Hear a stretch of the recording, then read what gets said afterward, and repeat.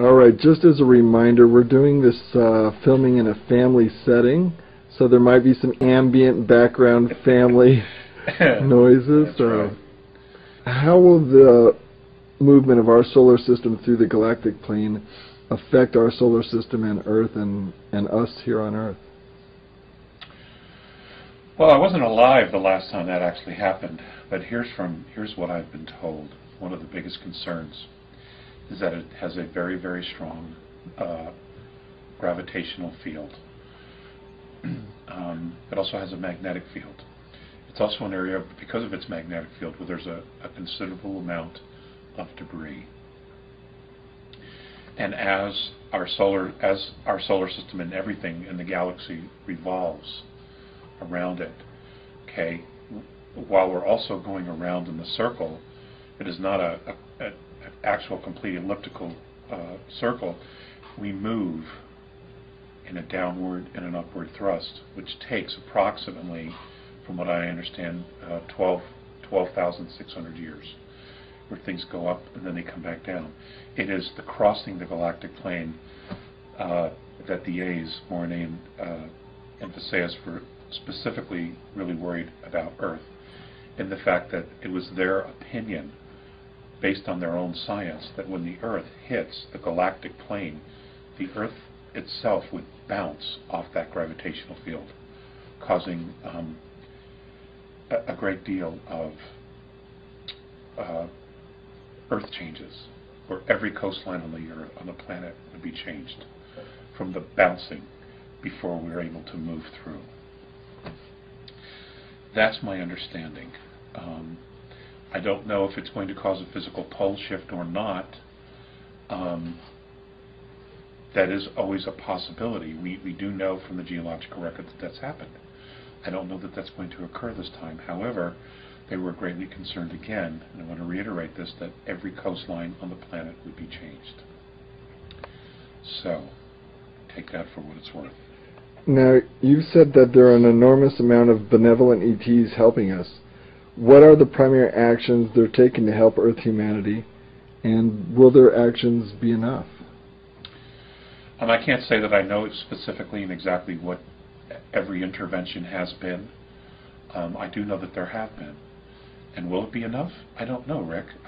I would assume that they're making an investment here of their time and their energy to help us get through these dramatic stages, to get through these challenges, these moments of growth that we obviously have to go through, because here they are right in front of us.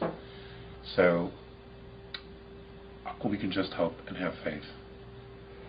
For people who are afraid that they won't survive during any Earth changes, what spiritual or philosophical view have the Andromedans shared with you that you think may help people to overcome their fears? If you go to Defending Sacred Ground, there's a lot of knowledge that they've imparted. One of the essays in regards to fear is one. The other essay, the isness, worshiping the isness, a relationship to the isness. There's an awful lot of wisdom that they have imparted, but you know, they've always called this time coming the moment of advanced maturity. So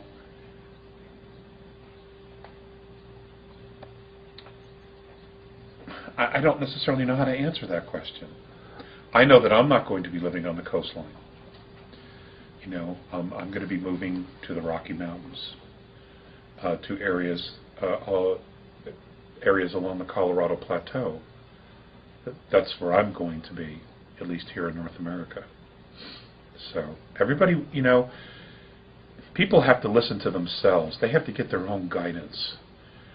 You know, this isn't about, you know, saviors. This is about everybody becoming their own Christed being and figuring it out and listening and tuning in and figuring out, you know, what they're supposed to do, where they're supposed to be.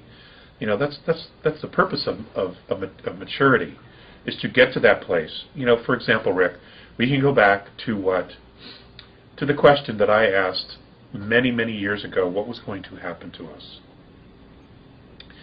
And the response was to become totally self-confident and free, to unconditionally be responsible for oneself without being coerced to accept some higher authority. And that's it. That's the essence of advanced maturity, is getting to that place and just knowing. Just knowing. And I'm not here to teach people that. That's I never would have signed up for that. Not the way the Earth civilization has treated its those kind of teachers. They've been ruthless with them. I never would have volunteered for something like that. In terms of survival, though, we talked a little last evening about it, and you said survival is a false premise. What did you mean by that? In a spiritual sense. In a spiritual sense, the physicality is just a moment. You're here, the only reason you experience physicality is to learn lessons, to gather knowledge, to experience all kinds of things, from spiritual, emotional, mental, physical, to gather data to educate your soul. I know a lot of people have a very difficult time with the concept of reincarnation, but I have absolutely no doubt that that is the way that it is.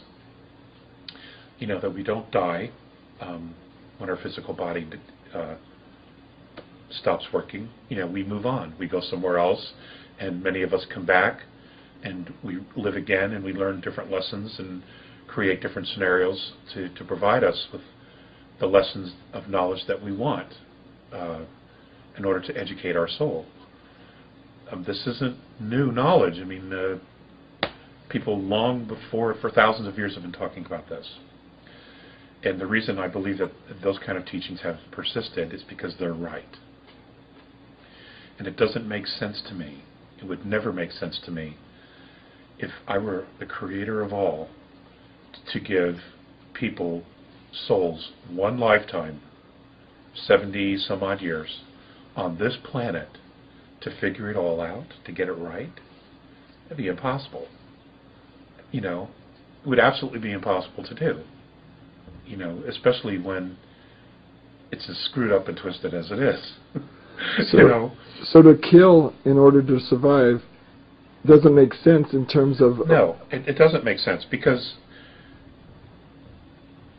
the whole idea of advanced maturity, moving into spiritual advanced maturity, is to learn how to create love.